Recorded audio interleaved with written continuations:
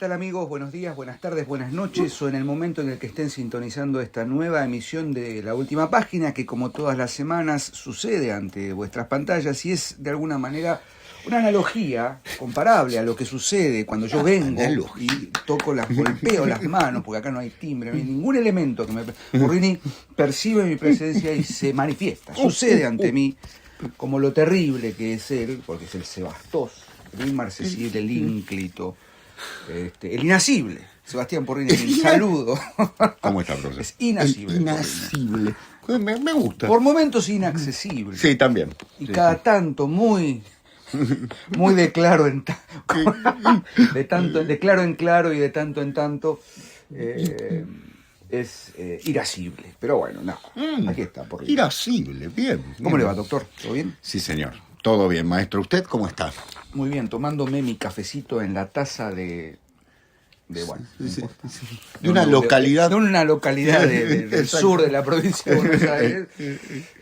Son cosas muy, que muy proclive nunca entenderé a vientos cómo... salobres y salobres, perdón, y sí. ventisca marítima. Ahora, como dice, ¿no?, un querido amigo, existiendo la porcelana. Existiendo, ¿no?, la porcelana, claro, tenemos no que, podemos, no podemos. ¿no? Todo cosa. mal. Pero no vamos a hablar Buah. de porcelanas. Hoy vamos a charlar sobre un tema que tiene algunas implicaciones literarias, por supuesto. Y es un tema que vos me propusiste, Sebastián, sí. Así que adelante. yo solamente voy a comentar, o voy a poner un poco en contexto. Hay algo en la gran literatura española, sobre todo posterior a, ¿qué diremos? Siglo XVII, siglo XVI, XVII, ¿no? Sí, señor. Momento... Siglo de oro. Siglo de oro, momento glorioso de la gran literatura española, que tiene que ver con una dimensión del modo en que ciertos poetas, sobre todo en el ámbito de la poesía,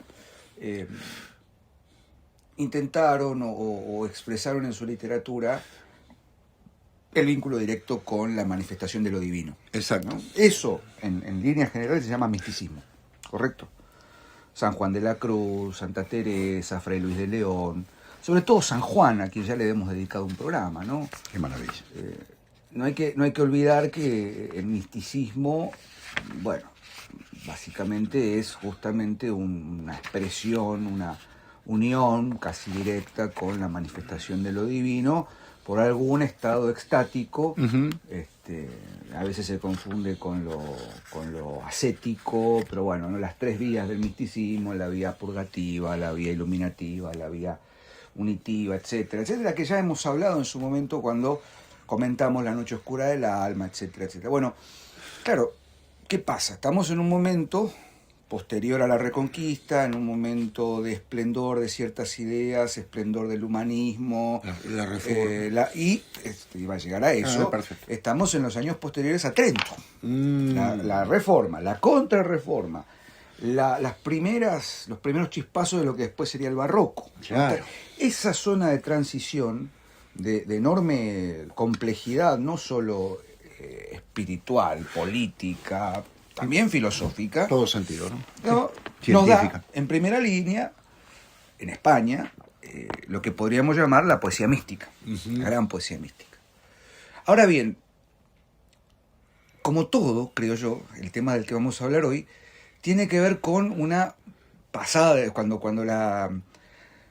hay un concepto que tenemos acá en Argentina, por lo menos, no sé si existe en otro lado del mundo, que es, me pasé de rosca. Claro. ¿No? Entonces uno tiene la rosca, claro, tiene un mecanismo y cuando se pasa la rosca ya claro, se falsea, no gira más y no cumple la función no cierra. No cierra, entonces se empieza a perder el contenido, ¿no? Ya cuando el continente no cierra, el contenido empieza como a filtrarse. Bueno, eso va a derivar en una serie de movimientos, específicamente uno en España, que luego va a tener, digamos, ¿cómo decirlo?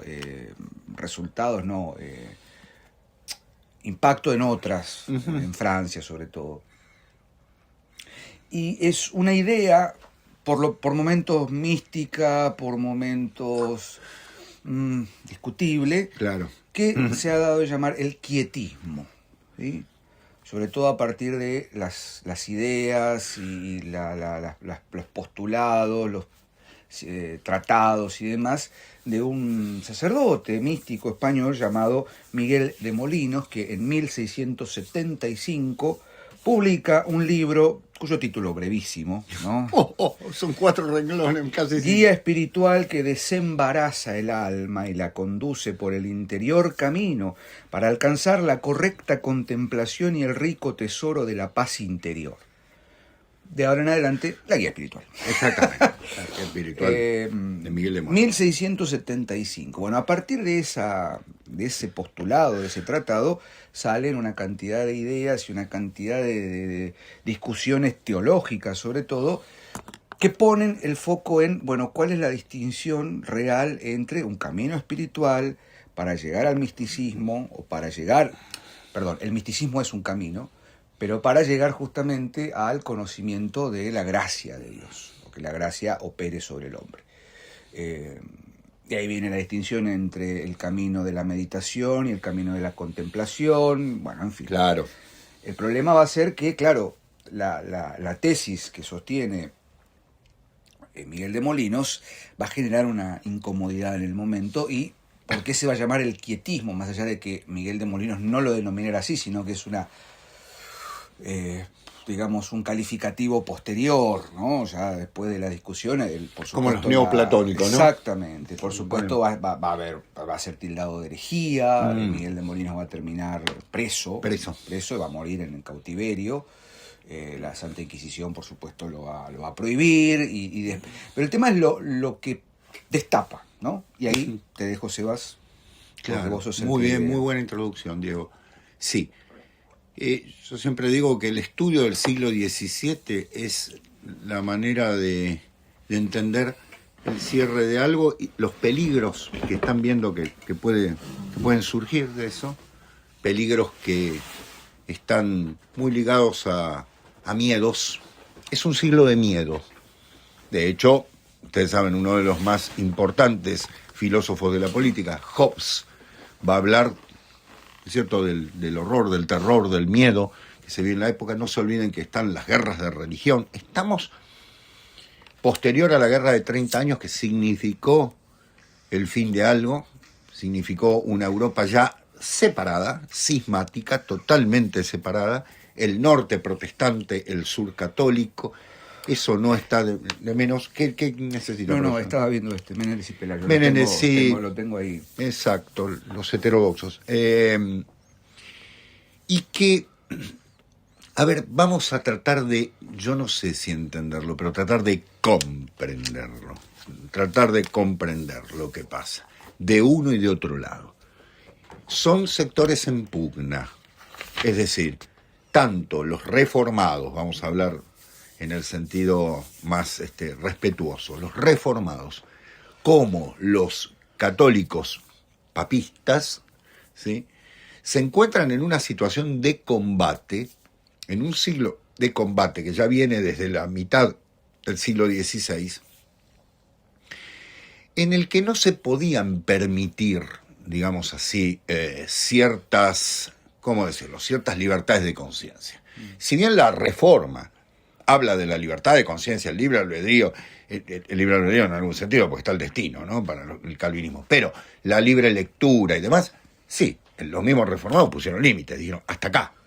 ¿Por qué? Porque abrieron una puerta que querían dejar entrar un aire de luz y terminó volando la puerta, volando la casa y generando un caos. No se olviden ustedes que el luteranismo plantea desde 1520 la libre interpretación, pero es el mismo Lutero el que después va a decir, sí, la libre interpretación, pero hasta acá, hecha por los teólogos y demás, y que Lutero no va a llegar a ver todo lo que se va a provocar, porque el calvinismo, las distintas, el anabaptismo, o tema aparte,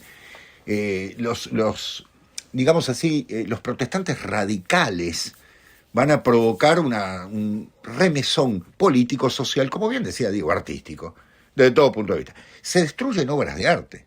Es decir, las grandes iglesias, uno podría decir, de cierto paralelo hacia arriba, hacia el norte, mejor dicho, no es hacia arriba, hacia el norte, y vieron destruidas sus obras de arte. Incluso los vitrales, es decir, a ver, no fue algo muy sencillo. Ahora, estamos en el siglo XVII. Ese es el momento en el que todo se abroquela. Y alguien dice, qué oscuridad. Sí, es verdad, pero pensémoslo desde este punto de vista. Es decir, ¿qué pasaba? ¿Podemos permitir cualquier cosa? Es decir, imagínense, nada menos que la palabra de Dios. O sea, podemos permitir que alguno manipule la palabra de Dios, haga lo que quiera con la palabra de Dios. Y el peligro estuvo de un lado y del otro. Porque era el fundamento todavía, ya la ciencia en el siglo XVII, ¿no? Es el siglo de Newton, es el siglo de Galileo, es el siglo de Kepler. La ciencia se desembaraza de eso y se suelta y dice, adiós muchachos. Con lo cual, los que se dan cuenta, son muy inteligentes, ¿no? Estoy pensando en grandes teólogos de un lado y de otro, empiezan a decir, esto se nos va de las manos. Entonces empiezan a leer de otra manera y vienen las inquisiciones de un lado y de otro, que no necesariamente comportaban la muerte, valga decirlo, sí la censura, sí una enorme censura. Bien, en ese clima surge en la Europa católica, estamos hablando de España, ni más ni menos, toda una corriente de reacción mística que alguien dirá es el fin de la mística española. Y acá viene una cosa que siempre digo con respecto a esto, digo, qué difícil para una institución manejar a los místicos. Porque el místico ve, experimenta algo que es inefable y que le está demostrando que dogmas y determinados caminos de observación para los comunes mortales, él no los necesita. No está negando el dogma y demás, no está negando la fe del carbonero, como diríamos, ¿no? Que ojalá uno la tuviera, la fe simple y demás. Sino que el místico entiende que lo institucional suyo pasa por otro lado. Entonces es complejo para las instituciones. San Juan de la Cruz estuvo preso. Fray Luis de León estuvo preso. Y ustedes dirán, pero son personajes de la iglesia. Uno es un santo, el otro, bueno, no. Pero es un personaje, un gran teólogo y demás. De la iglesia, ¿y son ortodoxos? Sí, por supuesto. Pero son rebeldes a ciertas concepciones de las instituciones porque lo que están viendo es mucho mayor. Recuerden, siempre usamos esta analogía. Tengo el vaso con agua, no tengo el mar acá adentro. Tengo parte del mar. Claro, esto es lo que el mar no lo puedo contener. Entonces, esto es lo que puedo contener. Esto es lo que puedo. Para la mayoría de los comunes mortales como nosotros, esto es una posibilidad de acercamiento a la divinidad. De pronto el místico se tira al mar. Sí. ¿Y cómo? Hay un desbordamiento, Claro. Pero no es un desbordamiento frenético y espástico y bueno, No, claro. Loquito, ¿no? Exacto. Y incluso la poesía breve de San Juan. San Juan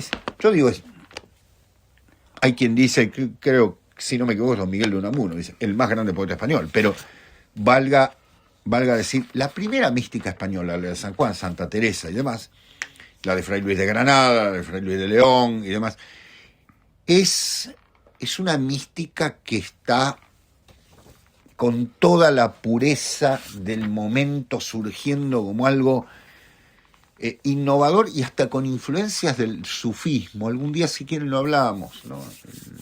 Hay un gran libro sobre ello, Huellas del Islam, del padre Asín Palacios, que habla de las influencias del sufismo en la mística española, sobre todo en San Juan de la Cruz. Pero en el siglo XVII han pasado 100 años, señores, 1675. Son 100 años después, incluso 100 años después de Trento. Y la mística, como todo, también fue sufriendo un oscurecimiento, en un siglo de oscuridades notables, ¿no? La alquimia, yo digo, perdón que me abra, pero que me expanda, pero pensá esto, ¿por qué en el siglo XIII, XIV se puede hablar de alquimia de pronto en la Iglesia Católica?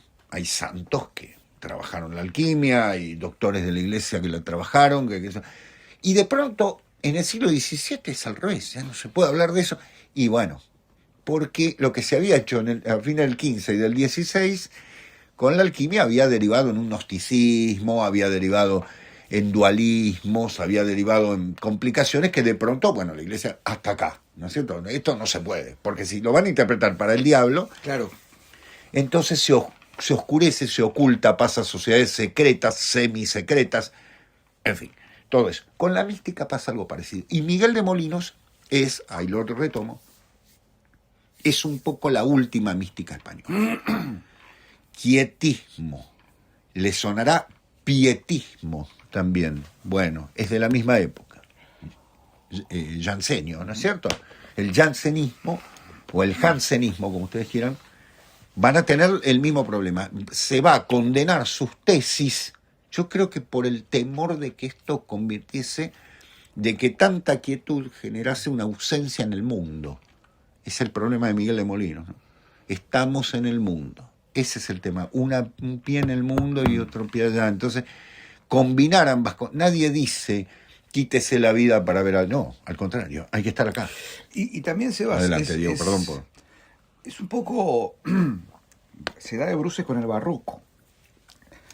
En el sentido de que, bueno, vos lo has dicho más de una vez, el barroco es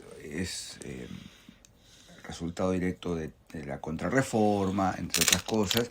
Pero el barroco es movimiento. Sí, kínesis, claro.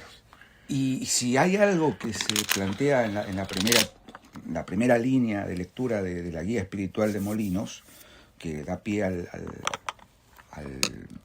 pietismo, radica justamente en esa pasividad, cierto grado de pasividad del espíritu, sí, ¿no? Sí. Cierto grado de algo que aparece, ¿no? Muy ahí como de soslayo, pero es abolir, ¿no? Suspender la voluntad y en esa suerte de contemplación absoluta, pasiva, mundana, lograr la gracia.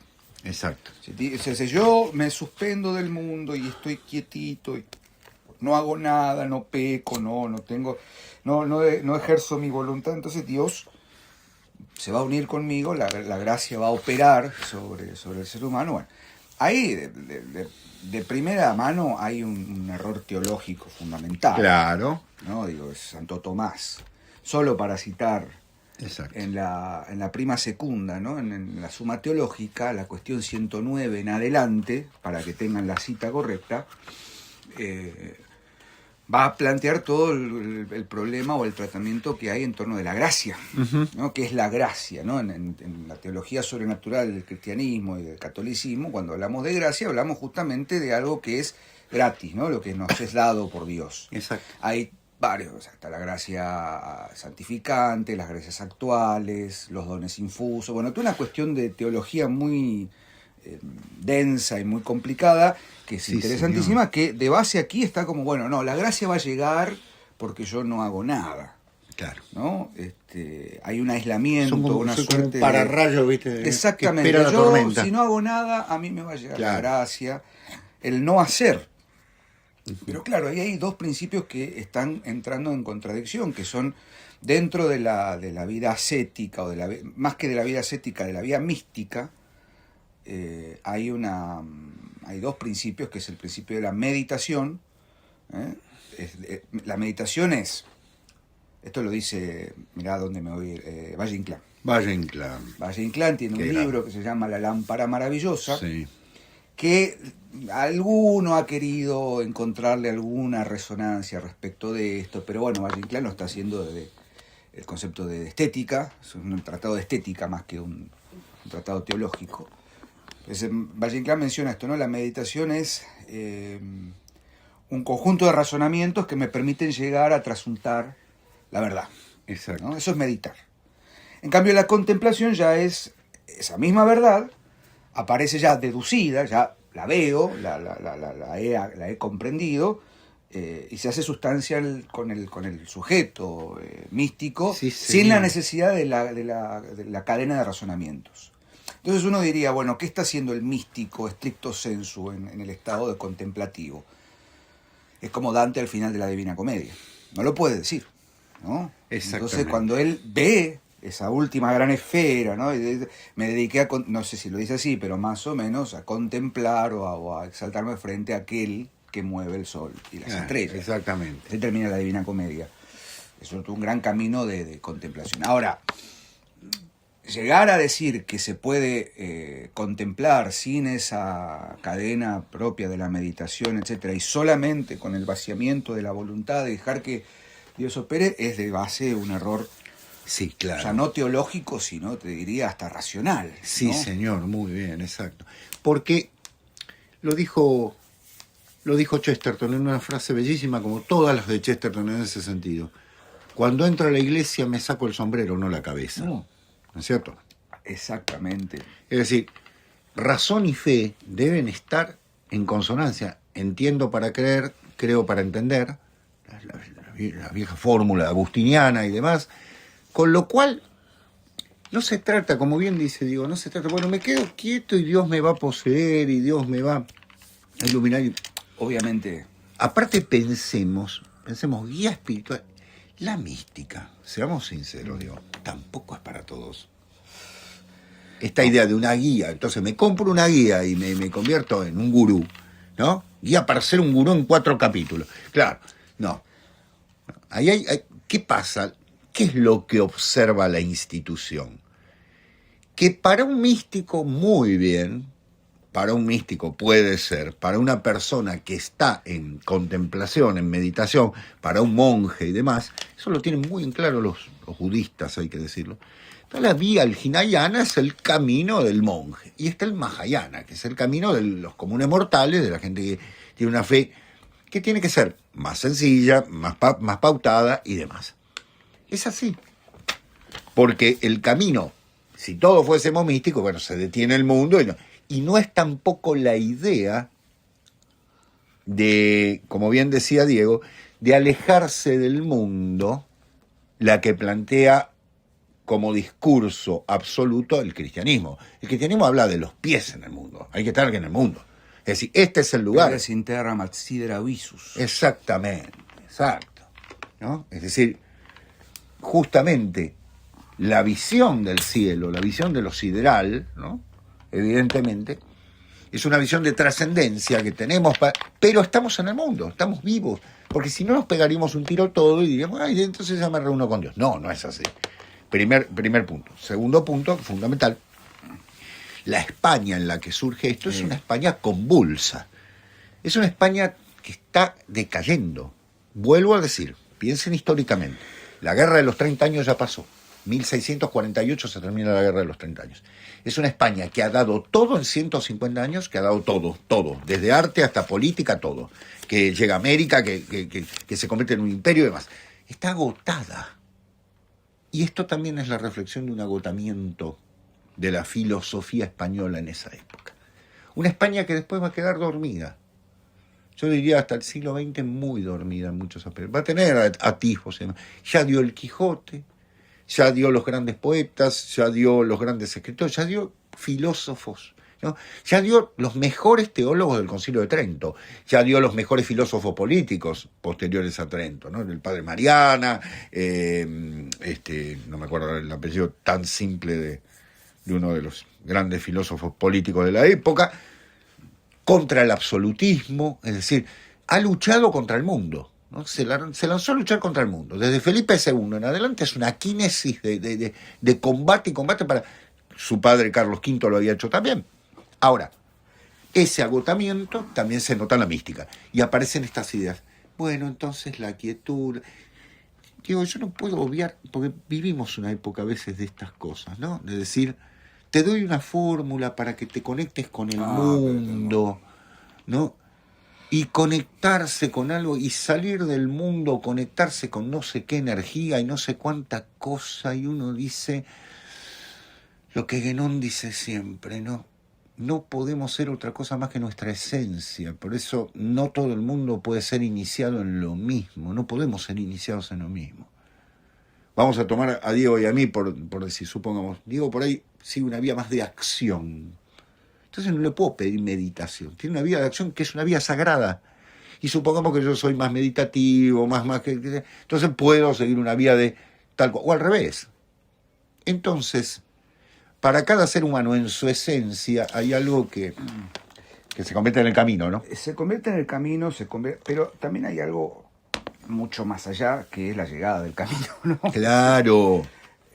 ¿A dónde llegamos, no? Claro, esa dimensión de, volviendo a Miguel de Molinos y volviendo a la España católica, que cada vez es más católica, va costando, porque no es un valle de rosas, ¿no? No es un lecho acá divino. Bueno, sí, yo soy católico, voy a misa todos los domingos, está todo bien. No está todo bien. No. Claramente no está todo bien. No. Estamos viviendo tiempos, sobre todo en el catolicismo, complicados. Convulso también, o sea, bueno, yo no me quiero poner apocalíptico, no en el sentido, ¿cómo se dice? Huequiano, equiano, ¿no? De Humberto Eco, sino que, huequiano dije, sin querer queriendo. Pobre Humberto Eco, digo, pero imagínense en la España de fines del siglo XVII. Lo que va a venir después, evidentemente, sobre todo en el resto de Europa, 100 años después, y bueno, va a ser la abolición, justamente, la abolición de una visión del mundo, que se preanuncia ya con el fin de la Edad Media, lean a Huizinga, el otoño de la Edad Media, se confirma en el siglo XVII, y ya en el siglo XVIII, bueno, con el siglo de las revoluciones, y va a dar pie luego, por supuesto, a la pérdida de todo simbolismo. Bueno, lo hemos dicho una y otra vez. Exacto. Esto es como bien decía Sebastián, ¿no? El fin del misticismo, ya totalmente diluido, ya totalmente anquilosado, decadente. Y voy a hacer una observación. No es culpa de Molinos. No. En todo caso, a ver, hizo lo que pudo. El problema va a ser cómo se absorbe claro. eso y cómo va. ¿Qué hacemos con esto? Claro.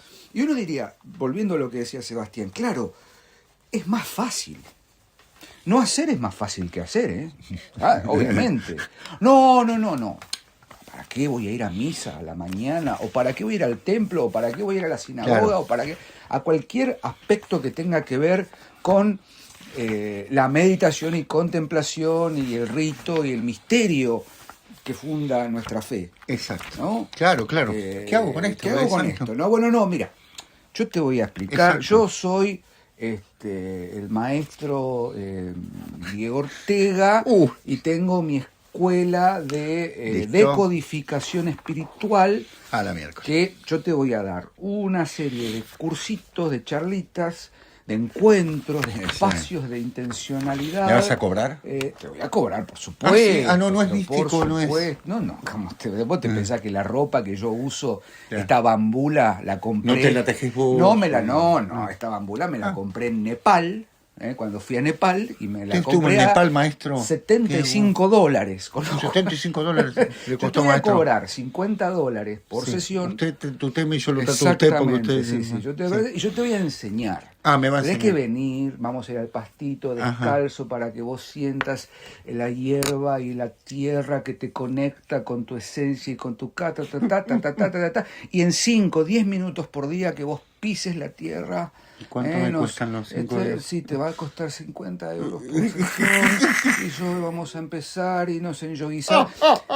Entonces llegamos a la conexión y te curaste de todos los males. Y cada vez que pienses en alguien, tenés que intencionar y hacer tapping y dar un hachazo de liberación y gritar. Listo.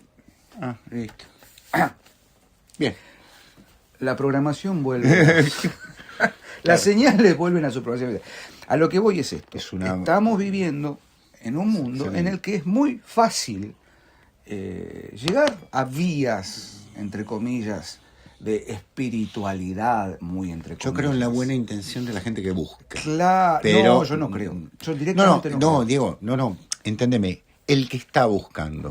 Perdón, sí. No el chanta, Sí, el mano chanta, como sí, diría. pero siempre hay un roto para un descosido. Sí, porque sí. es. Y a ver, está bien, bueno, qué fácil es señalar con el dedo, Dieguito, ¿no? Claro. Bueno, para mí, entre comillas, es fácil porque lo veo. Lamento mucho y hago mea culpa, es decir, ¿qué falló? Bueno, no soy responsable directo, pero soy parte del problema. Digo, ¿qué falló en tal o cual camino espiritual? Por ejemplo, el catolicismo, para haber logrado que hoy en día un porcentaje no menor de gente haya decidido, por ejemplo, irse a tal o cual movimiento espiritual. Sí.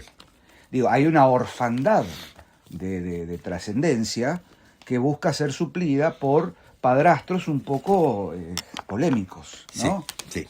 Entonces, Entiendo lo que decís. Digo, lo que viene después de Molinos, lo que viene después del quietismo, bueno, en Francia sobre todo. El pietismo, el jansenismo, sí, terrible. qué sé yo, Fenelón, que es todas las discusiones y las excomuniones y los juicios inquisitoriales, etc. El Telémaco de Fenelón, no me recordaba el libro, el Telémaco. Todo eso es síntoma de algo que se está gestando y que va a terminar para mí en el siglo XIX, sobre todo con el imperio de la razón y el iluminismo y toda la cosa. Y la reacción romántica. La reacción romántica, luego el último bastión en el simbolismo, etcétera. Y bueno, ya el siglo XX y el siglo XXI ni les cuento, ¿no? Estamos como... Es como si el ciclo volviese a empezar. Sí. Bueno, ¿no? ¿sabes qué? Alfredo Fraschini, cariño al maestro, solía decir que el mundo vivía etapas clásicas o barrocas. Él lo simplificaba en estos dos términos. Periodos clásicos en los cuales parece estar todo más claro y equilibrado y buscar una armonía, y periodos barrocos de crisis, ¿no? De crisis no solo en el arte, estamos hablando, sino periodos de crisis en la fe, en la ciencia, en la vida social y demás. Era como, digamos... Sí, bien digo, un círculo, ¿no? Se pasa por una etapa, se pasa por otra, ¿no? Periodos de luz y de sombra. Luz y de sombra que en muchos casos, ojo, no estoy diciendo que sean negativos, la sombra no es lo negativo, lo llaman la noche, ¿no? El barroco descubre la oscuridad como algo, en muchos casos, maravilloso, donde apenas se atisba la luz porque es una etapa de búsqueda muy particular. Y volviendo a Molinos y a lo que después va a ser el pietismo y demás en Francia, el problema, como bien decía Diego, está en que si yo desconecto el motor y el auto se detiene y espero, no solo no llego a destino, sino que lo que estoy provocando es un vaciamiento, un agotamiento. Esas fueron las razones por las cuales las tesis así planteadas de la guía espiritual de don Miguel de Molinos son condenadas por Roma. Es decir, ¿qué ve Roma? Ve ante una actitud de combate y de kínesis, de movimiento, que es lo que se viene planteando desde hace 100 años, bueno, ahora detengamos, no, imaginemos que toda la sociedad haga esto, ¿no es cierto? Yo quería, Diego, por eso lo tengo acá, la historia de los heterodoxos españoles de don Marcelino Menéndez y Pelayo. Qué estudio imponente, es increíble este hombre. Qué imponente Menéndez y Pelayo. No, Historia de los heterodoxos, 4 tomos. Exactamente. Historia de las ideas estéticas españolas, 7 tomos. Lo que escribió este hombre es increíble. Yo recomiendo los heterodoxos, la historia de los heterodoxos. Acá lo tengo en una edición de Messé, se los voy a mostrar el tomo 4. Miren. ¿Sí? Justamente, aparte me encanta el título, don Marcelino era católico, no los llama herejes, heterodoxos. ¿Quiénes son? Son los grandes erasmistas españoles. Es decir, Erasmo, el gran filósofo holandés, teólogo holandés, que está planteando desde el catolicismo una relectura y demás, que después obviamente va a derivar en otra cosa.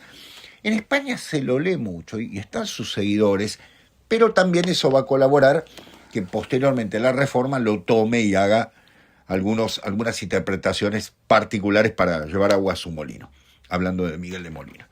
Y Melanchthon, que es un gran reformado, uno de los grandes pensadores, incluso un gran educador, dice: Quod esfidere gratuita Dei misericordia, sine ullope operum nostrorum sive bonorum sive malorum respectu. Eso es una confianza, dice la fe protestante, en la gratuita misericordia de Dios, sin ningún respeto a nuestras buenas o malas intenciones. Lo que decía Diego, viene gratis. Gratis. Entonces, Gratis data. claro. Entonces me quedo quieto porque en sí es lo Dios opera. La fe es esperar que Dios opere. Señoras y señores, todos sabemos que el catolicismo va a plantear lo opuesto. Es la fe, pero son las obras. Si Sí. yo no obro, ¿no es cierto? Me quedo entonces, nada, estoy esperando gratuita. Bueno, ese es el problema del pietismo, planteado 150 años después. Esperemos que la gracia de Dios... No esperemos. Hay que salir a buscarla. La respuesta del Concilio de Trento, de la Contrarreforma, es el movimiento, es la acción, es la vida, ¿no? De hecho, cuando se debate libre albedrío o predestinación, se elige libre albedrío en la Iglesia. Somos libres. No estamos predestinados para el mal o para el bien. No estamos predestinados. Somos libres. Es una libertad que justamente es una toma de decisión. Yo decido si quiero seguir el buen camino o el mal camino. Obviamente, siempre existe la posibilidad de la conversión y demás, hasta el último momento se dice, ¿no? Dante los pone en un purgatorio ahí agarrándose al borde, pero siempre existe esa posibilidad. No estamos predestinados, los dos somos, ya estamos condenados, ya sabemos. Entonces ya la miércoles salgo a la calle y mato gente, porque claro, Eterna, ¿no? claro. Pero ahí me interesa mucho esto de la quietud y del movimiento, porque, claro, hay una acción de la voluntad, etcétera, etcétera. Repito, todo esto lo pueden consultar con más claridad en la suma. Uh-huh. Cuestión 109 de la prima secunda, sobre la gracia y sobre la voluntad, etcétera. Sobre el mérito y la gracia. Pero fíjate cómo también, que vamos, estábamos bien con el tiempo. Fíjate cómo también ¿cómo decirlo? Se diluye algo que ya estaba incluso sin manifestación dogmática en la mística real, Uh-huh. ¿no? Esta idea de que no hay quietud. La noche oscura del alma, es movimiento. Salgo. Sí, claro. ¿No? Salí Con de mi ansias casa en amores inflamada. Y fíjate, ¿no? La cosa de la luz y la oscuridad, dice, o noche, dice San Juan de la Cruz, o noche que guiaste, o noche amable más que la alborada, o noche que juntaste amado con amada, amada en el amado transformada. Digo, la mística es una vía de transformación también. Sí, más allá claro de que sí. digo, la purga, ¿no? La Alma vida de Dios, purgativa. Diego, pensá lo que es que el alma busque a su amado, ¿no? Está en una acción constante, no lejos de estar en una... Lo que ocurre es que hay una actitud de contemplación, por supuesto, pero como vos muy bien señalaste, la vía purgativa, que el primer paso, es me alejo de ciertas cosas para luego tener que activar. O sea, no es simplemente una mística de esperar, no es que espero la carta. Pero aparte, mal leído, el quietismo va a dar justamente esta cosa de si no hago nada, no peco. También. Bueno, ¿No? eso es pereza. Sí. Porque Eso uno es podría decir, no hago nada. Entonces, no hago nada, listo, claro, me lo merezco, porque claro. no dice nada, yo no me Suspendo porté mal. el juicio. Suspender el juicio, suspender la voluntad, pero eso también es contra natura. Sí. Porque es en el mundo, otra vez. Sic transit gloria mundi. Exactamente, es decir, tiene que estar en el mundo. El problema es vivir estas cosas en el mundo. Nadie maldiga la idea de, tengo que vivir en este mundo y es al contrario. Es la actitud de la militas, de la militancia, de los espíritus militantes que Dante pone en un altísimo cielo, justamente porque no es la pasividad, espero me llegue, entonces me va a llegar. No. La condena a don Miguel de Molinos tiene que ver justamente con eso, no por su mala voluntad, sino por lo que implicaba apagar el motor para detener todo y decir, espero. Lo malo, vamos a ver, no ya lo malo de don Miguel de Molinos, sino lo que se hizo. Lamentablemente se quemaron sus cartas. Eran épocas de un, ¿no es cierto?, de un miedo, de un peligro. Flamígeras. Se sabe que Miguel de Molinos mantuvo correspondencia con cuanto pensador de la época porque su libro fue un éxito. Ese era otro tema. El libro se tradujo inmediatamente al francés, al italiano, al alemán, al inglés. Se tradujo. Claro, al sector reformado encontraba una cierta. No se olviden ustedes que Jacob Böhme es el siglo de Böhme, también hay una mística protestante que está interesada en estas cosas, y valga decirlo, el éxito de eso le va a generar un conflicto a él enorme. Y en segundo lugar, fundamental, lamentablemente no tenemos el material completo de lo que este hombre por momentos reflexionaba, porque él acepta las tesis y de hecho acepta la prisión. Es decir, hay una actitud de decir, esto es lo que yo he querido hacer, tal vez estaba equivocado, lo acepta. De hecho, muere en prisión, no es que se escapa, nada. O sea, acepta su destino. Del mismo modo que los antitrinitaristas ingleses y los antitrinitaristas que llegan hasta España en algún momento, como Servet y demás, muchos de ellos, van a plantear en el siglo XVI, negando la existencia de la Trinidad de acuerdo con lo que dicen los libros del Antiguo Testamento. Señores, hoy sabemos por mucha literatura encontrada en Qumran y demás, que la Trinidad está nombrada en el Antiguo Testamento. Lo que ocurre es que ¿qué Antiguo Testamento leemos? Ahí el problema. Porque, claro, porque los textos del siglo VII, VI antes de Cristo, ya hablan de la Trinidad, ya hablan del Mesías, de la persona del verbo, ¿no? Y del amor. Dios, verbo, amor, unan. ¿Qué son? Padre, Hijo, Espíritu, sí, claro, por supuesto, obviamente. Eso ya estaba. Lo que ocurre es que hay una versión de la Biblia que no es exactamente la que estamos leyendo, en algunos casos que, claro, habla de un Dios uno, único, y la concepción del trinitarismo en una lectura literal no aparece. Es una lectura en otro sentido. Está nombrado directamente, sí, en algún momento lo vamos a conversar. Con lo cual se empieza a derrumbar desde todos lados una concepción que obviamente para los países católicos y para la Iglesia Católica hay que preservar. Entonces, obviamente, no se puede dejar hablar lo mismo del otro lado, lo mismo. Inquisición hubo de uno y de otro lado, les aclaro. La quema de brujas fue protestante. No fue exactamente de este lado. Esa no la esa no es nuestra, esa es toda tuya. Kirchner, Kramer y el otro, claro. El martillo de las brujas, Maleum Maleficarum. Claro, supe tener ese libro y lo perdí. Y vos sabés que está en internet. Sí, no, lo tenía en físico. Eso es bueno. Fíjese que es interesante observar cómo cuando el temor entra en las instituciones, se termina por cerrar, obturar aquello que muchos es interesante que las personas que tienen una preparación puedan discutirlo. Porque me voy a ir muy lejos y con esto cierro, pero digo, ¿qué es lo que estamos leyendo? Los textos sagrados que estamos leyendo. Alguien me dirá, bueno, pero entonces se pusieron de acuerdo 70 personas, la Septuaginta, ¿no? 70 personas para... Y, señores, en un texto de base oral, lo mismo pasa con el Corán. ¿Qué creen ustedes, que el Corán está escrito? Está escrito en el alma, ¿no? Pero no estaba escrito para los hombres en papel. Se pone en papel después de la muerte de Mahoma. ¿Y qué se reúne? Hacen lo mismo. Todos los que se lo saben de memoria, 40, 50, 60 sabios se reúnen y sura uno, y algunos dicen, me parece que tal cosa, y sí, hay un consenso respecto de la palabra, porque los escritos eran muy pocos y fundamentalmente diferían. Hay que poner el punto en común en la palabra.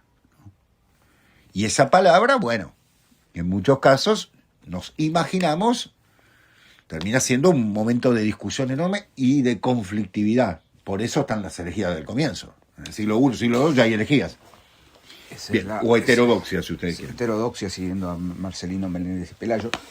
Hay mucho para pensar. Muchísimo. Muchísimo para pensar, pero sobre todo Es un siglo tan rico. mucho para leer y releer. Sí, No quiero perder esa última, exactamente. ese último envión de Sebas de no olvidemos que todo esto viene de una tradición oral, primero, Claro.